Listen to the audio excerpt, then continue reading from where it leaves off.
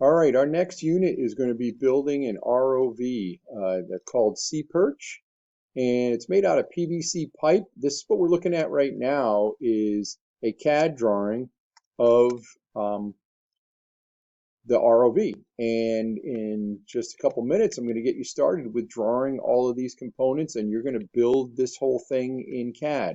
And it's pretty simple. Everybody in the past years have had good success, so let's go ahead and get started.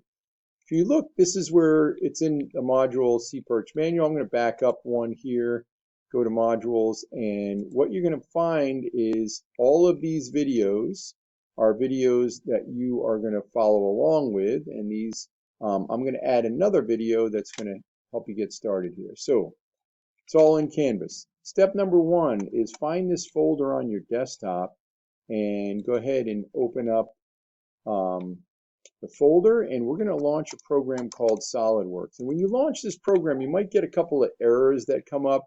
Just click through the errors. It's not anything that matters for this.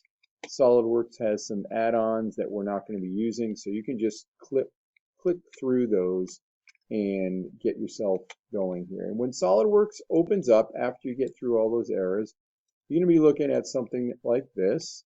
And you're going to go to File and go to New, and this dialog box is going to come up, and you're going to create a new part.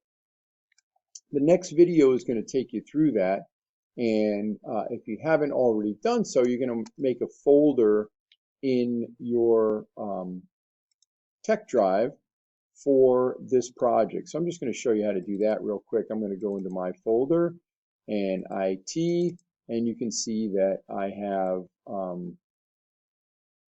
here's my Sea Perch project.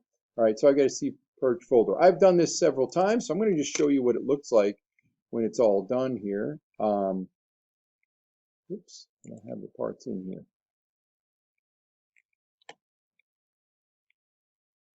There we go. So you're going to draw all of these parts, and when you get all done with that, you're going to oops, get out of this for a second.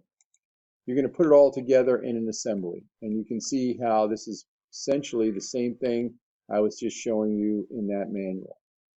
So that's it. So you're just going to launch SolidWorks, you're going to go into Canvas, and you're going to follow along with that set of videos.